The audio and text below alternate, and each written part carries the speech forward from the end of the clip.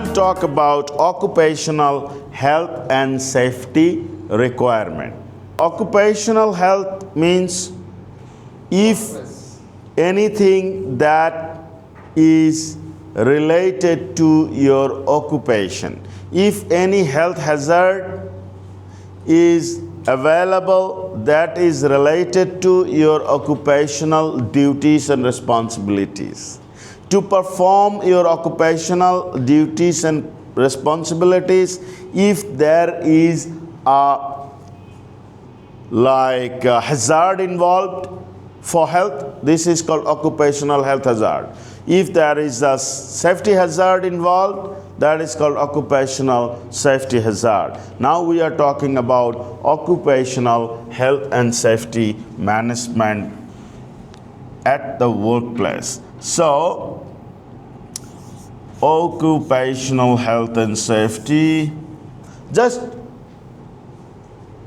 Can you please tell me the basic things, very basic occupational health and safety requirement you know from your previous experience and learnings, from the third party, first party, second party audits, what the auditors are checking in health and safety. Just tell me the headlines. For example, first aid,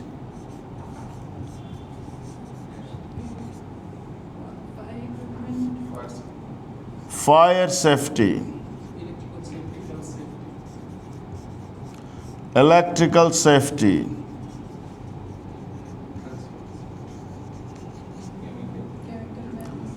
chemical safety,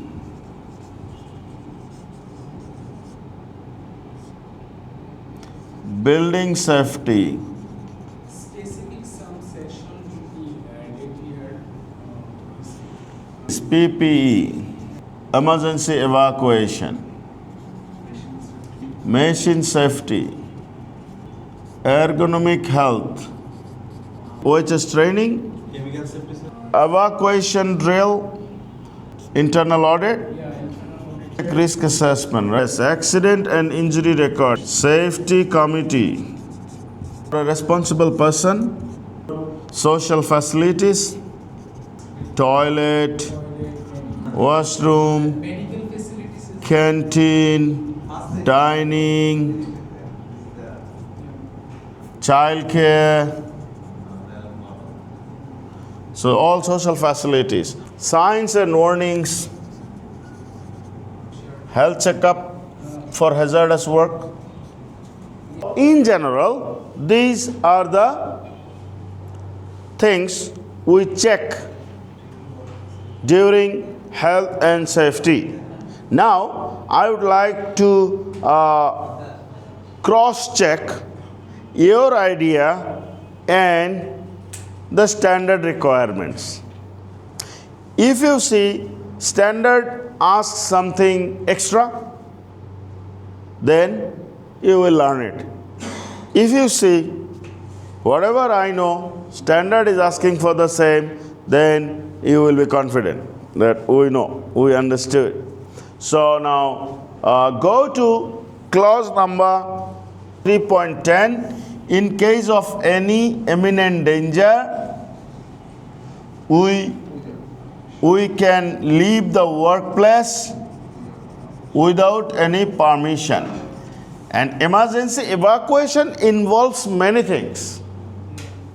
You have to have the free route, you have to have an open door, you have to have signs, lights, a lot of things. But this is about the right. First, accept the right. They have the right to leave without permission. Two important things. Come to 3.9. We can say dormitory safety. So basic need means dining, kitchen, so washroom, water, other utilities, right, shall be available. Fire safety ensured. So all other safety concerned with the factory will be applicable here as well. It is a part of the factory you have to treat. Fine. Now come to 3.8. So 3.8 is talking about sanitary facilities, social facilities, clean toilets, washroom, drinking water, so canteen, dining, childcare, all these requirements. They mention some of them and rest they didn't mention. Whatever they didn't mention, that will, if it is a requirement of the law, then it will be linked with this 3.8. And it says sufficient. The definition of sufficient will be given in the law. So this is a vague word, sufficient, generic. That has some breakdown. Yes, we will follow the law in this case. Now come to 3.7. There will be a written procedure on risk assessment and management. Accident and injury register or record. This requirement is on 3.7. And also risk assessment procedure. This is only risk assessment procedure. This is a procedure. But assessment of risk can be a requirement of another clause, but there has to have a written procedure to detect, prevent, minimize, eliminate means risk assessment and management. Procedure has to be there. Next, 3.6. This is one of the most important clause in this standard, because health and safety training is a very important topic, and everywhere, wherever we go to audit, there are non-conformities related to health and safety training. So we have to understand clearly the requirement. Okay, 3.5. There has to be a health and safety committee. Health and safety committee has to be balanced representative from management and workers. Worker will elect their representatives. Elect, I said, not select. Clear? 3.4. First, ensure health and safety representative. Then, ensure that this representative is from senior management. Okay? So, 3.4 also clear. 3.3. PPE shall be provided at employer's cost, not workers' cost. Number one. First aid facilities, which clause? Same clause, 3.3. Other medical service, additional medical service if needed, that is also 3.3. So 3.2.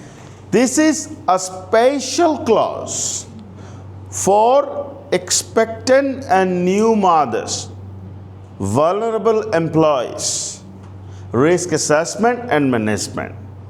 We have to assess the risks and prevent them from that adverse impact of that risks. This clause is also very, very important.